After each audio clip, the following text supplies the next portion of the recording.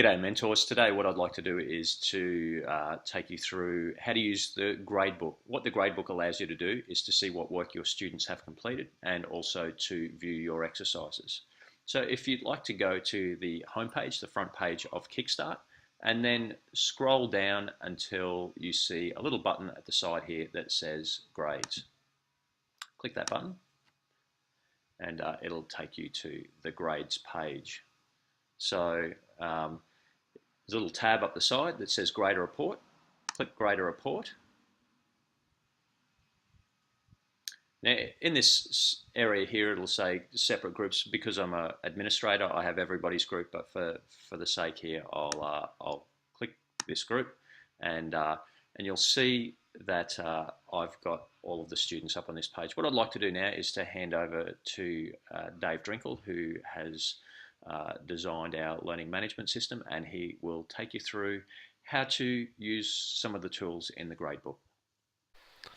Hi, in the latest round of improvements we've been working on the Gradebook in Kickstart, and now when you go to your grader report you should actually start to see numerical numbers only. So it will originally load up as is with all the participants in the entire course, but in pages of about 10 students. So you can actually go through. Most mentors will only have access to their groups, of course, and so if you do choose your group, you can see I can see all the groups, but let's just pick one group here, Group F.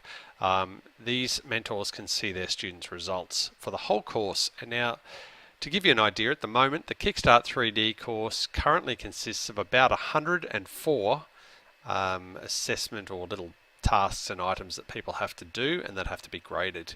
So it's slightly more than 100. You can see about 100 boxes on the front page, but there's a couple that have 2 activities inside them or 2 things that need to be marked.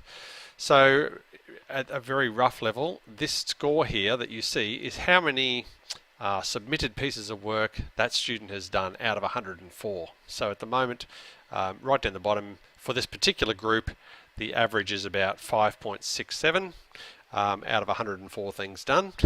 And the overall average across the whole course is about 6.6 at the moment. So that doesn't mean you're necessarily behind. Each group has their own pace that they're working on, but it does give you a way to just roughly know where you're at.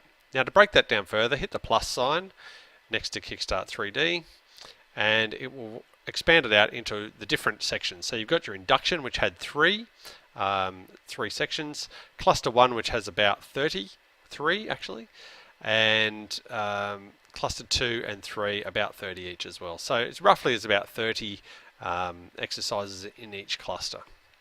Now you can see that where your students, how many of those they've done. For example, I can tell that this student here, Kale, somebody, has actually done 2 out of the 3. Now it doesn't mean they haven't participated in the other one, it just means they may not have clicked one question or something at the end to say it was their own work or something like that. But you can easily just remind the students of that. Now if you want to double check what they have done, any particular student, you can come over here and click on this little icon. When you put your mouse on it, it says grades for that student, and you can simply click that to get through to that student's report. So you can actually see here what their grade is, what the possible grades are, and what percentage they got. So you can see the student's done 100% of the entire induction. It's all completed. If you come down to their first cluster, you can see that they actually haven't submitted work in any of those clusters. There's no percentages. And here's an example. I was saying this particular one actually has 2 marks assigned to it. So that's why it's not a neat 100. Okay, so that's an easy way to find where your students are at and what they've completed. You can see that in the leadership section, this particular student has done an activity. Now, this doesn't mean that it's been marked competent or correct or satisfactory or anything like that. It just means that they've submitted it and said it was their own work, and they've guaranteed that that was their own work. And at the end of the cluster, the assessors will come through and assign that final mark to each cluster to make it all finished. So hopefully that explains just some simple ways to get around and to view that. Now you can actually, there are ways to export some of this information if you need to do that for reporting. One suggestion is to come and use this LAE grader report. It's just a very slightly different version of the overall report. And this actually has an export to CSV option, which will give you a spreadsheet basically file, a file for us that you can open in Excel or something like that. Okay. G'day mentors. The final thing we want to show you today is how to access or how to view your students' work. As a mentor, it's really important for us that you be viewing your students' work for a couple of reasons. One, we want to know that our students are engaging with the content really well, and sometimes they can overlook something or not understand something, and as a mentor you can guide them through it and help them to engage with the content more effectively. But I also know that when they understand it and they're engaging with it well, that they're far more likely to apply it to their lives. So to view an activity, you can see that this student here has done activity induction A, B, and C, and if you come down to the exercises, they've done 1, 2, and exercise 4. I'd like to particularly have a look at this exercise 2 activity. So to view it, just click the activity there, and it'll link you to the quiz for that particular exercise. Now, the first thing I'd like you to do to view all of these exercises is there's a little tab up the side here that says show all questions on one page. That'll just make it quicker to view the work that a student's done. Now, you'll see that every question is there on one page. Now, the reason we want you to see their work is so that you can go through, see how they're traveling, make sure they're understanding what you've been discussing in the groups and understanding the videos and the fact sheets. But sometimes you'll see that questions ask for a particular thing. Now, this usually relates to evidence that we require for the training package. You'll see here in question 3, it's in relation to that exercise 2, that whole process of exegesis, and we've provided some videos and fact sheets and a bit of a process there for students to have a plan as they're tearing apart a passage of scripture. This question asks, what's the context of the verse? What's going on before? What's going on after?